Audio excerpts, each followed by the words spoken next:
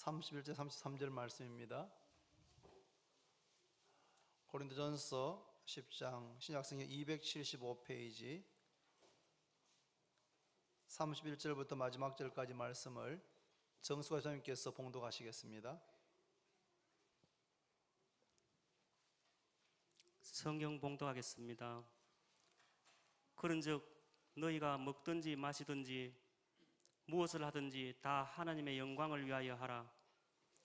유대인에게나 헬라인에게나 하나님의 교회에나 거치는 자가 되지 말고 나와 같이 모든 일에 모든 사람을 기쁘게 하여 자신의 유익을 구하지 아니하고 많은 사람의 유익을 구하여 그들로 구원을 받게 하라. 아멘.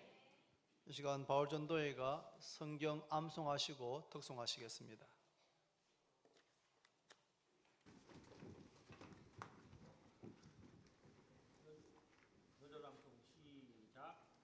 시편 40편 11절 말씀. 여호와여 주의 은혜를 내게서 거두지 마시고 주의 인자와 진리로 나를 항상 보호하소서. 시편 40편 11절 말씀.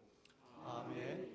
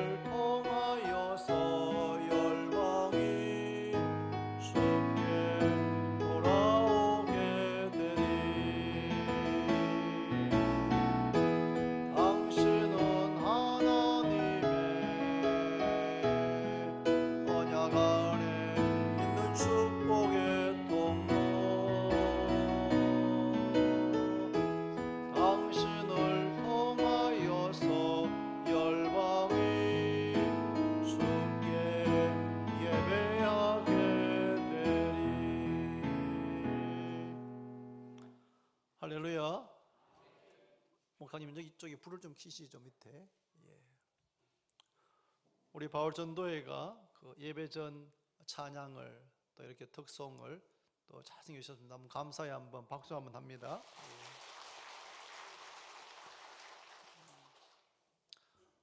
앞으로 가능하면 우리 원래에 있는 헌신 예배 때 각 전도회나 주일학교는 이렇게 바울 전도회처럼 또 전에 갈렙 전도회처럼 예배전 찬양을 섬겨주셔도 참 좋을 것 같습니다. 그것이 또 하늘 소리는 한 주를 좀 쉴 수 있는 또 그런 기회가 되고 또 각 전도회도 1년에 한 번인데 참 귀한 승리가 안 되겠는가 싶습니다. 대단히 감사를 드립니다. 우리는 오늘 바울 전도회 주체로 헌신 예배를 드리고 있습니다.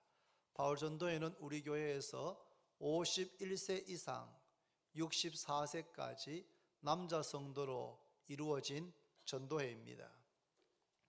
바울 전도회는 무슨 일을 하든지 주님께 하듯이 최선을 다하고 지극히 적은 일에 충성하는 참 귀한 전도회입니다.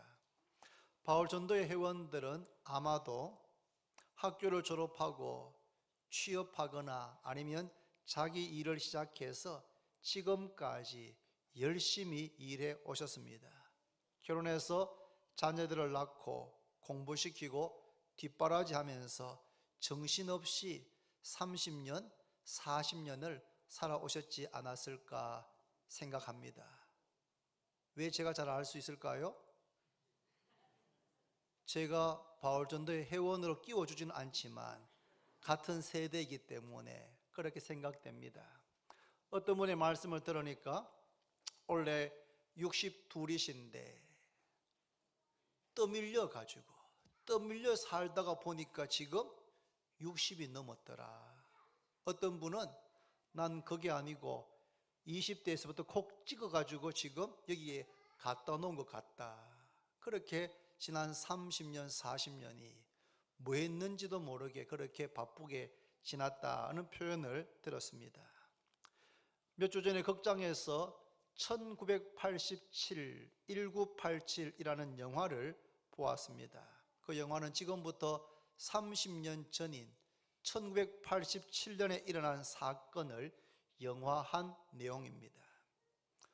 영화를 보면서 스크린에 제가 걸었던 연세대학교 캠퍼스, 정문 앞, 신촌 내거리, 광화문, 시청 앞 등등이 30년 전 모습으로 그대로 재현되어지고 있었고, 저는 그 영화를 보면서 마치 제가 대학교 3학년 그때 그 장소를 걷던 생각이 생생하게 뚜렷하게 떠올랐습니다. 영화가 끝나고 불이 켜졌는데 저는 그 자리에서 금방 일어날 수가 없었습니다. 왜냐하면 영화를 보는 동안에 울기도 많이 울었지만 마치 제가 대학교 3학년 학생이 된 것 같은 그런 생각 속에 있다가 불이 켜지니까 20대의 이수영은 온데간데 없고 53살에 제 딸들이 머리 빠지는 걸 걱정하는 제가 거기 앉아있는 거 보고 제가 참 당황스러웠습니다. 제 마음은 30년 전 대학교 3학년 그때 생각이 그 영화 속에서 너무 또렷하게 나타났는데 기억되어졌는데 언제 지났는지 모르게 저는 벌써 53살이 되어 있는 저의 모습이 너무 낯설게 느껴졌습니다. 30년이란 세월이 정말 화살같이 지나갔습니다. 지나온 30년과 같은 속도로 세월이 흘러가주기만 해도 앞으로 30년이 금방 지나가겠구나 하는 생각이 들었습니다. 사랑하는 성도 여러분, 특별히 우리 바울 전도회 회원 여러분, 지나온 세월을 돌아보면 어떤 생각이 드십니까? 어떤 분들은 참 잘 살았구나, 내가 참 열심히 살았다는 생각이 드시는 분들도 있을 거고, 어떤 분들은 내가 뭘 했는지 모르겠다, 후회가 된다, 다시 10대로 20대로 돌아갈 수만 있다면, 인생을 다시 살 수 있다면 이렇게 살지는 않을 텐데 하는 그런 후회와 아쉬움이 많이 남는 분도 계시지 않겠는가 생각됩니다. 분명한 사실은 지나온 시간은 돌이킬 수가 없다는 사실입니다. 지나온 시간은 10년 전이든 20년 전이든 30년 전이든 아니 가까운 1년 전이든 지나온 시간은 아무리 아쉬워하고 후회해도 그 시간을 돌릴 수는 없습니다. 오늘 말씀을 통해서 우리는 앞으로 무엇을 위해서 살고 무엇을 위해 헌신할지 우리의 인생의 나침판은 방향을 보여줍니다. 인생은 속도가 아니고 방향이다 라는 말이 있습니다. 지금 현대사회는 모든 것이 스마트폰도 자동차도 컴퓨터도 다 속도가 중요합니다. 빠르기가 중요합니다. 컴퓨터가 조금만 늦게 돌아가도 짜증이 납니다. 이게 왜 이렇게 느려터졌는가라는 생각이 드는 것은 우리가 그만큼 빠른 것에 익숙해져 있고 빠른 것이 소중하다는 생각을 하기 때문입니다. 그런데 누구의 말처럼 인생은 속도보다 방향이 더 중요하다고 했습니다. 오늘 우리는 이 오후에 바울전도회 주최 헌신 예배를 함께 드리면서 우리가 앞으로 무엇을 위해서 살 것인가, 내가 무엇을 위해서 헌신할 것인가의 방향을 정확하게 잘 잡는, 방향의 인생의 나침판을 정확하게 잘 잡는, 이쪽이 북쪽이구나, 내가 이쪽으로만 쭉 가면 되겠구나 라고 하는 방향을 잘 잡으시는 그런 기회가 되시기를 바랍니다. 바울은 다메섹 도상에서 예수님을 만나기 전에 그런 야망이 있었던, 장래가 촉망되던 그런 청년이었습니다. 당시 최고의 학자인 가말리엘 문화에서 공부했던 엘리트였고 유대인 중에 유대인이면서 헬라어를 모국어처럼 말하고 쓸 수 있는 청년이었습니다. 요즘 말하면 한국 사람인데 영어를 네이티브처럼 모국어처럼 그렇게 자유자재로 말할 수 있고 쓸 수 있는 그런 뛰어난 엘리트였습니다. 태어날 때부터 로마 시민권을 가졌었고 어릴 때부터 모세의 율법을 철저하게 배웠고 그 율법대로 지키며 살아왔던 청년입니다. 그랬던 그가 다메섹 도상에서 예수 그리스도, 부활하신 예수님을 만나고 나서 그의 삶의 방향이 180도 바뀌어졌습니다. 이제까지 자기가 옳다고 생각하고 달려왔던 그 삶의 방향이 잘못된 것을 그가 알아차렸습니다. 그래서 예수 그리스도를 만나고 나서 그의 삶의 방향이 수정되어졌습니다. 삶의 방향이 180도 바뀌어졌습니다. 그리고 그 방향으로 바울은 순교할 때까지 평생을 하루같이 그렇게 달려가게 되었습니다. 목표가 있는 인생, 목표를 위해서 달려가는 삶은 소중하고 가치가 있습니다. 그저께 금요일 저녁에 평창 올림픽이 개막되어졌습니다.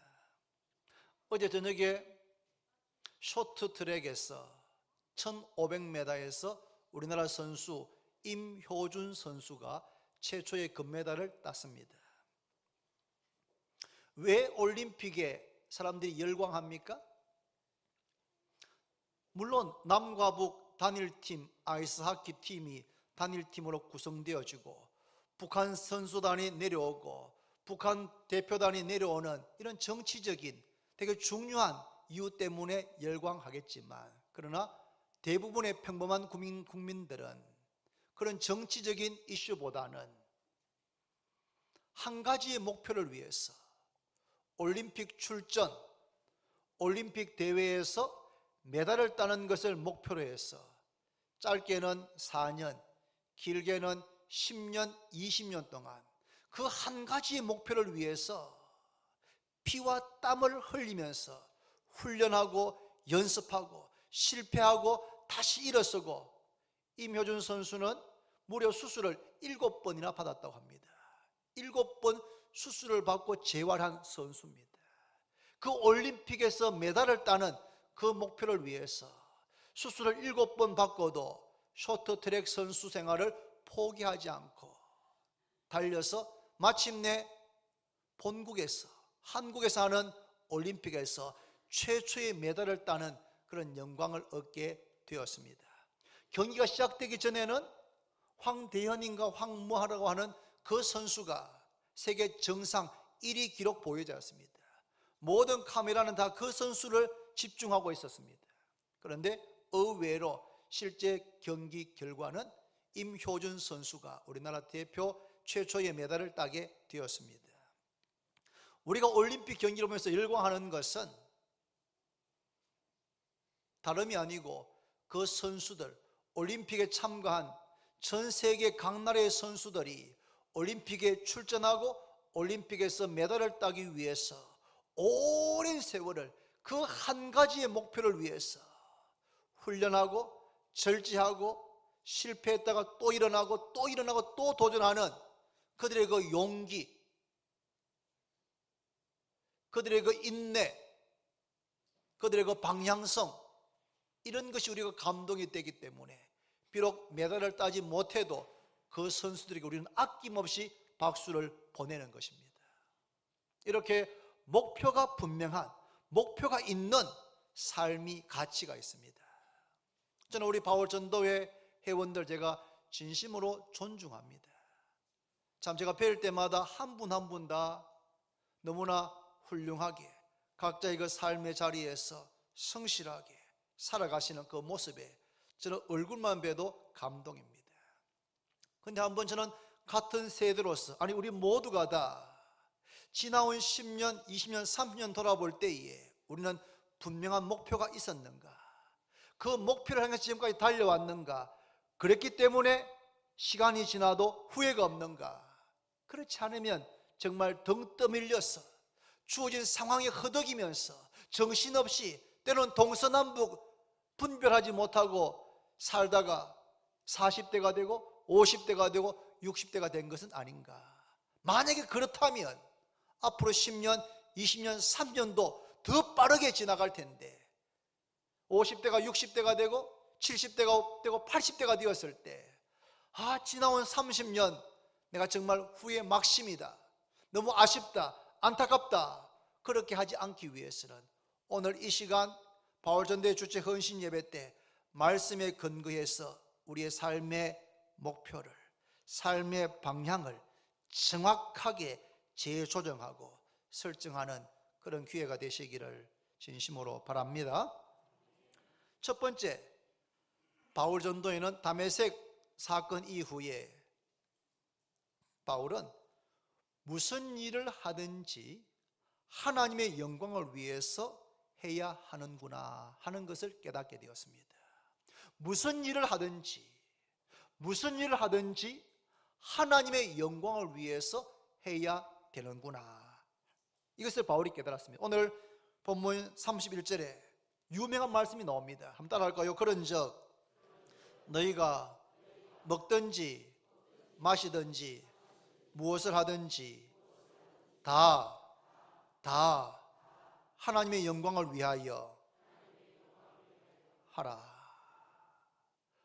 먹든지 마시든지 공부하든지 일하든지 살림하든지 육아하든지 교회 일이든 가정일이든 직장일이든 사회일이든 무엇을 하든지 일부만이 아니고 다 하나님의 영광을 위하여 하라. 그렇구나. 무엇을 하든지 다 하나님의 영광, 하나님께서 영광 받으시는 것, 그것이 목적이 되어야 되는구나 하는 것을 바울이 분명하게 깨달았던 것입니다. 하나님께서 사람을 창조하신 목적이 무엇입니까? 이 백성은 내가 나를 위하여 지었나니 나를 찬송하게 하려 함이니라.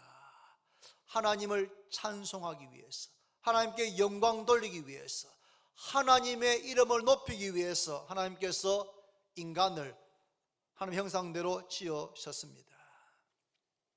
여기 10대, 20대 별로 많지 않지만 오늘 청년들이 수련의 마지막 날이라서 자기들끼리 모이고 있습니다.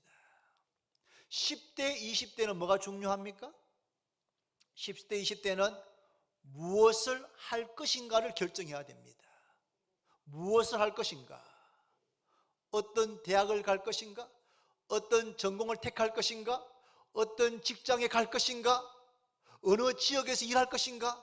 무엇을 할 것인가를 10대, 20대에 결정해야 됩니다.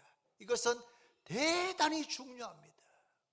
그래서 그 선택, 그 결정을 잘 할 수 있도록 본인도 많은 분들에게 자문도 구하고 기도하고 또 부모님들도 도와주시고 그렇게 해서 자녀들이 10대, 20대 때 내가 무엇을 하고 평생을 살 것인가, 자신의 진로, 전공, 직업 그것을 선택을 바르게 할 수 있도록, 선택하고 후회하고 또 그만두고 다시 갈고 이렇게 하지 않도록, 물론 그런 과정을 통해서도 배울 수가 있지만 이왕이면 자신이 가장 잘할 수 있는 그 분야, 그 전공, 그 직업, 그 회사 그것을 할 수 있으면 얼마나 좋겠습니까?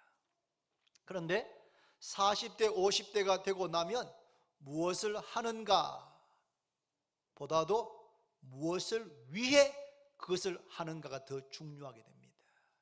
10대, 20대 청년, 청소년 때는 무엇을 할 것인가를 결정해야 됩니다. 그런데 40대, 50대가 되면 이미 무엇인가를 하고 있습니다. 어느 분야에 속해서 그 일을, 직장이든 사업이든 그 일을 하고 있는 것입니다. 50대가 돼서 내가 무엇을 할까 고민하는 것은 좀 이상한 것입니다. 이미 다 결정이 되었고 그 일을 하고 있는데, 그때 중요한 것은 뭡니까? 그 일을, 그 직장을, 그 사업을, 그것을 무엇을 위해 할 것인가, 그 목적이 분명해야 됩니다. 대부분의 사람들은 뭘 위해서 일합니까? 자신을 위해서 일합니다. 자신을 위해서 먹고, 자신을 위해서 공부하고, 자신을 위해서 일하고, 자신을 위해서 돈을 벌고, 자신을 위해서 여기도 가고, 자신을 위해서 여기도 오고, 자신을 위해서 살아갑니다. 세상의 중심이 나 자신인 것입니다. 내가 내 인생의 목적이 되어서 많은 사람들이 살아갑니다. 또 사람들은 그렇게 다 사는 것 아닌가 생각합니다. 아니, 사람들이 다 자기 자신을 위해 살지 그러면 널 위해 사는가? 라고 반문할지 모르겠습니다. 그러나 그렇지 않습니다, 여러분. 하나님께서 우리를 창조하신 목적은 우리 자신을 위해 살지 않고 하나님을 위해서, 하나님께 찬송을 드리고, 하나님께 감사를 드리고, 하나님께 영광을 돌리고, 하나님께 예배를 드리고, 하나님과 교제하기 위해서 하나님께서 우리를 창조하셨습니다. 그 창조의 목적을 분명하게 깨닫고 그렇게 살아가야 하는 것입니다. 창세기 11장에 보면은 사람들이 신할 평지에서 하나님께서는 생육하고 번성하고 땅에 충만하라 말씀하셨는데, 신할 평지에 모여가지고 성과 탑을 쌓기 시작합니다. 서로 말하되 벽돌을 만들어 견고히 굽자 하고, 이에 벽돌로 돌을 대신하며 역청으로 진흙을 대신하고, 또 말하되 자 성읍과 탑을 건설하여 그 탑 꼭대기를 하늘에 닿게 하여 우리 이름을 내고 탑의 꼭대기를 하늘에까지 닿게 하자. 이것이 신할 평지 바벨탑을 쌓았던 사람들의 목표입니다. 목표 뭡니까? 세계에서 가장 높은 빌딩을 짓자. 저는 세계 가장 높은 빌딩이 몇 층인지 모릅니다. 그런데 최근에 신문에서 일본에서 목조 건물로, 나무로 70층짜리 건물을 짓는 것을 계획하고 있답니다. 와, 제가 깜짝 놀랐습니다. 이야, 여러분, 목조 건물로, 목조 건물로 70층짜리를 짓는답니다. 저는 거기 안 들어갈 겁니다. 불안해서. 대단한 거 아닙니까, 여러분? 70층을 나무로 짓는답니다. 150층, 아마 앞으로 200층 이런 건물이 나오게 되겠지요. 목표, 가장 높은, 가장 위대한 건축물을 만드는 것. 목적, 우리 이름을 내고 우리 이름을 위해서, 우리의 영광을 위해서 그 일을 하겠다는 것입니다. 하나님께서 은혜를 혼잡하기 위해서 그 일이 이루어지지 못하게 하셨고 모든 사람들 지면에 흩어버리셨습니다.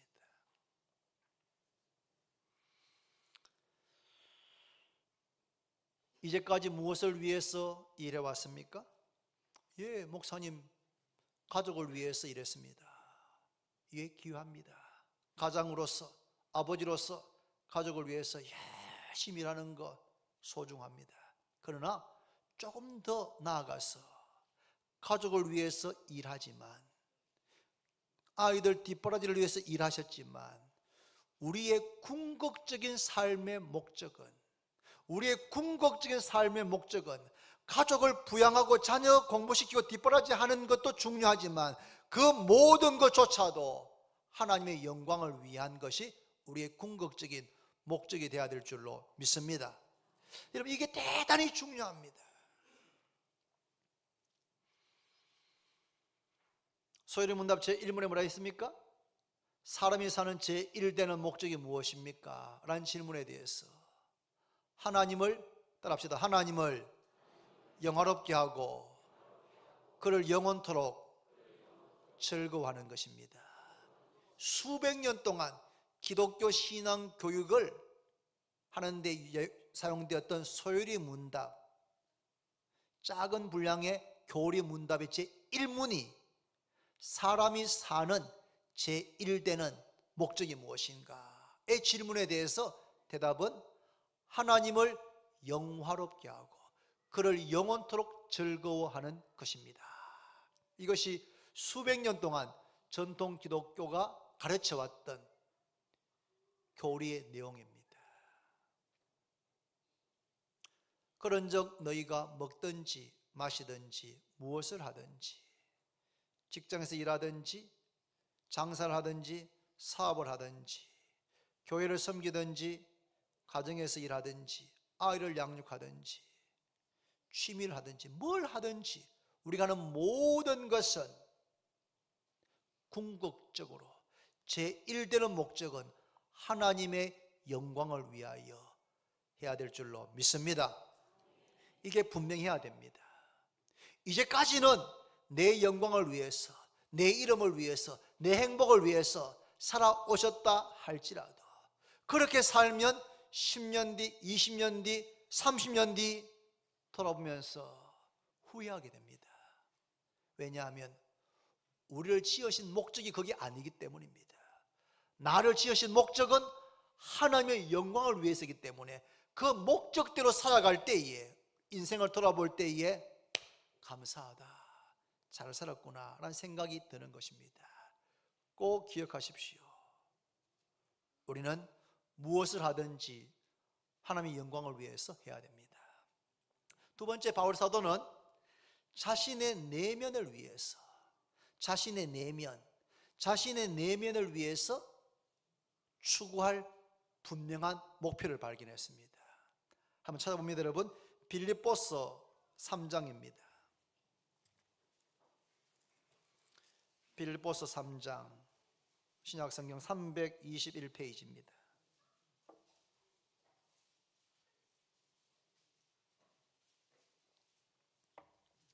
빌립보서 3장 4절부터 6절까지를 먼저 읽습니다.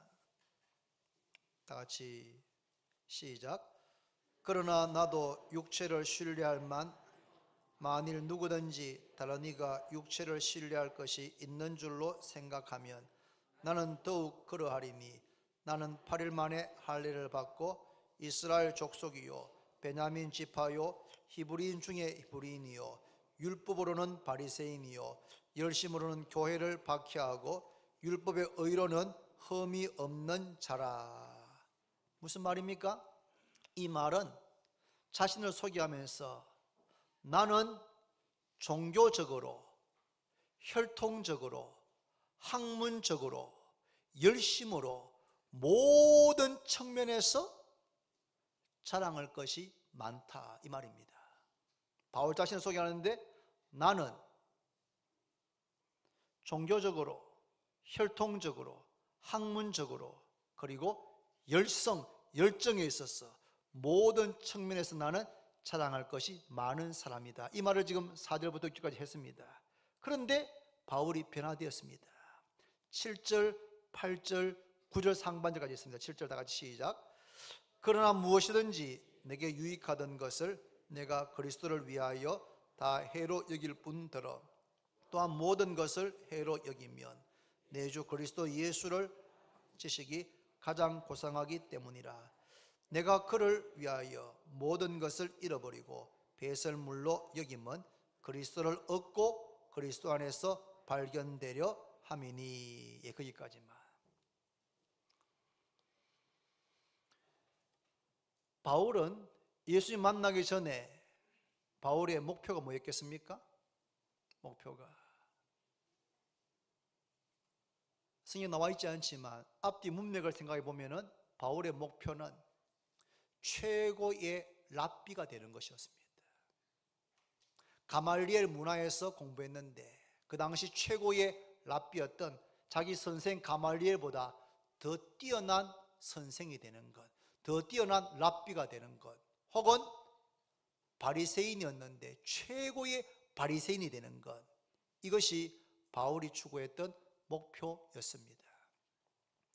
그랬던 바울이 다메섹에서 예수님을 만나고 난 다음에 전에 자랑했고 전에 추구했던 그 모든 것을 나는 배설물과 같이 여긴다.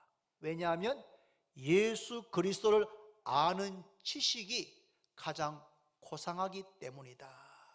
나의 새로운 인생의 목표, 나 자신의 내면을 위해서 내가 추구할 목표는 뭐냐면 그리스도를 얻고 그 안에서 발견되는 것이다. 이 말을 지금 하고 있는 겁니다. 여러분들은 여러분 자신을 위해서, 여러분 자신의 내면을 위해서 어떤 목표를 가지고 있습니까?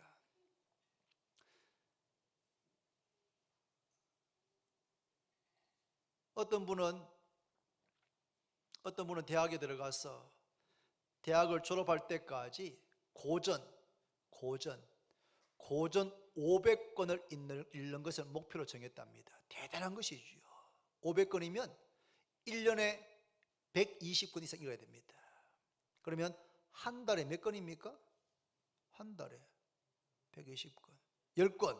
쉬운 계산 여기 못했지. 예, 10권. 한 달에 10권의 고전을 읽어야 됩니다. 그냥 가벼운 수필이 아니고 고전은 읽기 어려운 책들이거든요. 그거를 한 달에 10권씩 읽어가지고 4년 동안 500권을 읽을 것을 목표로 세웠고 500권을 읽었답니다. 대단하죠.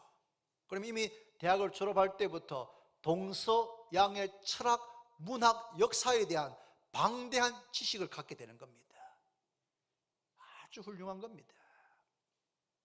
여러분, 우리는 우리 자신의 내면을 위해서 어떤 목표를 세우겠습니까? 바울은 그전에는 최고의 학자, 랍비, 바리새인 중에 바리새인, 그의 스승보다 더 뛰어난 학자가 되는 것이 목표였는데 그런 모든 목표를 다 배설물같이 여긴다고 했습니다. 왜냐하면 그보다 더 가치 있는 것을 발견했기 때문인데, 그건 뭐냐 하면 예수 그리스도를 아는 지식이 가장 가치 있고 가장 고상하기 때문에 그리스도를 알아가고 그리스도를 얻고 그리스도 안에 있는 나 자신을 발견하는 것, 예수님을 더 알아가는 것, 예수님을 더 사랑하는 것, 예수님을 더 닮아가는 것, 이것이 바울의 자기 자신의 내면을 위한 목표가 되었습니다. 그리고 그 목표를 위해서 바울은 마치 올림픽 경주자가 꼬리지면에서 달려가는 것처럼 표대를 향해서 꼬리지면에서 뒤를 돌아보지 않고 전심전력해서 달려가는 삶을 내가 살았다 라고 고백하고 있습니다. 여러분, 목표를 세우는 것도 중요하지만 그 목표대로 사는 건 더 어렵고 더 중요합니다. 찬송가 453장 이런 찬송 가사입니다. 예수 더 알기 원함은 크고도 넓은 은혜와 대속해 주신 사랑을 간절히 알기 원하네. 내 평생의 소원, 내 평생의 소원, 대속해 주신 사랑을 간절히 알기 원하네. 성령이 허서성되셔서 진리를 가르치시고 거룩한 뜻을 깨달아 예수를 알게 하소서. 성령의 감화 받아서 하나님 말씀 배우니 그 말씀 한 절 한 절이 내 마음에 교훈되도다. 내 평생의 소원, 내 평생의 소원, 대속해 주신 사랑을 간절히 알기 원하네. 이 찬송가를 지은 작사자는 그분의 평생의 소원이 바울과 같이 예수 그리스도를 더 알아가는 것, 예수 그리스도의 그 십자가 대속의 사랑을 더 깊이 알아가는 것, 그것이 내 평생의 소원입니다. 내 평생의 소원입니다 라고 노래하고 있습니다. 최근 신문에 보니까 우리나라 40대 몇 퍼센트인지 모르겠지만 1년 동안 책을 한 권도 안 읽는답니다. 몇 퍼센트인지 좀 놀랐는데, 그걸 보고 야, 우리 주원교회 성도들은 훌륭하시다. 왜냐하면 지난번 목사가 추천한 그 책을 50권 이상 사셨거든요. 물론 책을 샀다고 읽느냐, 그건 좀 확인해 봐야 되겠지만 저는 그 책이 너무 좋아가지고 한번 드니까 다 읽혀지더라고요. 아주 쉬운 책은 아니지만 또 아주 무슨 복잡한 철학서 책도 아니었어. 읽으면서 무게가 있는 아주 감동의 그런 책이었습니다. 여러분, 우리의 내면을 위해서 우리는 책을 읽는 게 참 필요합니다. 그런데 그보다 더 소중한 것은 예수 그리스도를 아는 지식이 자라가고 그리스도를 더 사랑하게 되고 더 닮아가는 것, 이것이 우리의 앞으로 생애에 우리 자신의 내면을 위한 목표로 된다면 최고의 목표가 아닐까 생각되어집니다. 어떻게 하면 예수님을 더 알 수 있습니까? 두 가지입니다.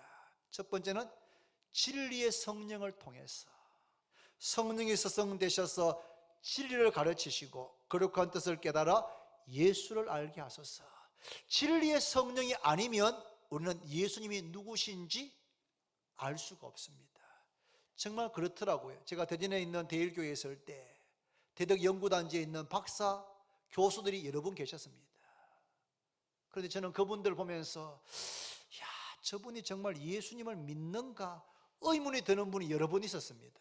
왜냐하면 예배도 제일 뒤에 앉으셔가지고 다리 꼬고 앉아가지고 말씀은 안 듣고 다른 책 보고 계시는 거예요. 그냥 보면서 당신이 박사는 박사일지 몰라도 예수님을 내가 볼 때는 모르시는 것 같다, 그런 생각이 들었습니다. 여러분, 박사라고 해서, 교수라고 해서, 총장이라고 해서 예수님을 아는 거 아닙니다. 진리의 성령께서 깨닫게 해주셔야지만 예수님이 누구신지를 알게 되고 더 깊이 알게 되는 줄로 믿습니다. 우리는 평생 예수 그리스도를 알아가도, 아니 영원히 알아가도 예수 그리스도를 다 알 수 없습니다. 할렐루야. 또한 여러분, 말씀을 통해서 예수 그리스도를 알아갈 수 있습니다. 왜냐하면 성경은 내게 대하여 기록한 것이다. 성경 전체가 예수 그리스도에 대한 말씀이기 때문에 성경 말씀을 읽고 듣고 묵상하고 그 말씀대로 순종해 보면 예수 그리스도를 더 인격적으로 더 깊이 알게 될 줄로 믿습니다. 이게 여러분 두 번째 우리가 가질 목표입니다. 첫 번째는 우리가 하는 모든 일은 하나님의 영광을 위해서 하는 것이 첫 번째 목표라면, 두 번째는 나 자신의 내면을 위해서 책을 읽는 거, 뭐 여행하는 거 여러 가지 도움도 되겠지만 바울에 의하면 그 모든 걸 다 배설물로 여긴다. 왜냐하면 예수 그리스도를 아는 지식이 가장 고상하기 때문에 그 목표를 향해서 바울은 평생을 줄기차게 달려갔습니다. 저는 우리 주원교회 성도님들 가운데 제가 참 감동을 많이 받지만 이런 분이 많이 계시면 좋겠어요. 앉아서 이야기하다 보면 제 마음속에 이야, 이 집사님 말씀을 더